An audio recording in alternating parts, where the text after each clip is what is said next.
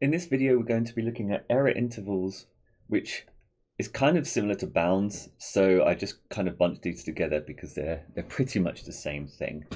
And essentially what we're doing in this topic is we're looking at a range of numbers that when we round it, will still give the same number. Okay, what am I even talking about here? So let's say I say the number 10. And that's been rounded to the nearest whole number, which you will always see in maths as integer. Okay. If you think of a number that would still round to 10 as a whole number, you might think, oh, 9.9 or 9.8, or on the other side, 10.1, 10.2. And error intervals or bounds is essentially looking at the extremes. So how far can I actually go below and above 10 so that when I round it, it will still give 10? So let's have a look at the bottom end. 9.9, 9.8, 9.7. We can keep going down to essentially 9.5. That's called the lower bound. Okay.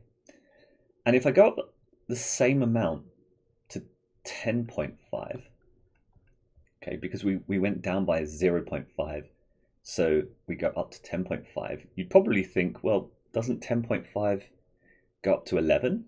Which is true. So instead of writing 10.49999 or recurring or whatever, like, we just use this symbol for the upper bound. Always this symbol, always pointing to the left like an arrow. And what that's saying is anything less than 10.5 but not actually equal to 10.5.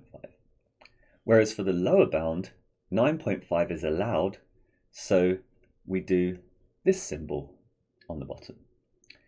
If you follow that, then fine. If not, just learn that the lower bound has the equals on the bottom and the upper bound doesn't. It's always that way round. Okay. Now, how do we come up with this sort of 0.5 this way, like take away 0.5 and add 0.5 this way?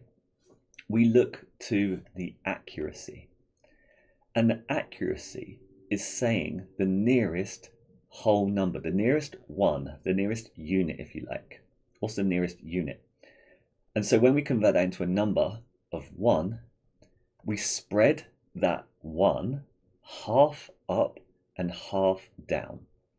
So the 1, we essentially always divide by 2, and we add half and take away half. Okay. Now it's not always the nearest integer. So let's say 25 to the nearest 5. Okay. Take the accuracy, which is 5, and halve it, 2.5. So I'm going to add 2.5 and take away 2.5 to get my 2 bounds. Add 2.5 is 27.5. Take away 2.5 is 22.5. And we chuck our symbols in, whether we kind of understand them or not, and just put them in like that. And that's essentially it. We look at the accuracy and we halve it. Okay, what about a slightly more complicated one though, where we might have something like 14.1 to 3 significant figures, or 1 decimal place. In this case, they're the same thing. When we're looking at the 3rd significant figure, if you go back to primary school, like tens, units, hundreds, tens, units, this column here where we cut the number off is in the tenths column. Okay, or as we turn that into a decimal, the nearest 0.1. So 14.1 is the nearest 0.1. So we take our accuracy and we divide it by 2. You could do this on your calculator usually. 0.1 divided by 2 is 0.05. So we're going to add 0.05 and take away 0.05, chuck in our symbols, and then 14.15. Okay, that is our upper bound. 14.1 plus 0.05 is 14.15. These are nearly always in the calculator paper, so don't worry about the how do I add, how do I subtract.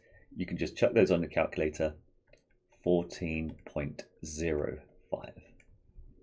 Okay, and I usually tell students this, it's a bit of a hack, but to get the upper bound, if you ever have a decimal as your middle number here, so the decimal has been cut off and you've got a point something, for the upper bound, 99.9% of the time, we just add a 5 on the end. Okay, this is for decimals only. So the upper bound, we stick on a 5, and then on your calculator, you could subtract these two, and it will give you this number here. Okay, so take those away from each other if you don't know how to sort of work out this plus 0.05, just take them away. That'll give you that number, and then you can take it off 14.1 to get the lower bound. So it's a bit of a hack, but this is for when you maybe don't understand it, you're not too sure how we got this sort of 0.1 and divided by 2. Just stick a 5 on the end, and you've got a really good chance of getting the answer anyway. Okay, so just have a practice on the app with these, getting the lower bound and the upper bound, and then later on you'll have to do some calculations with them as well.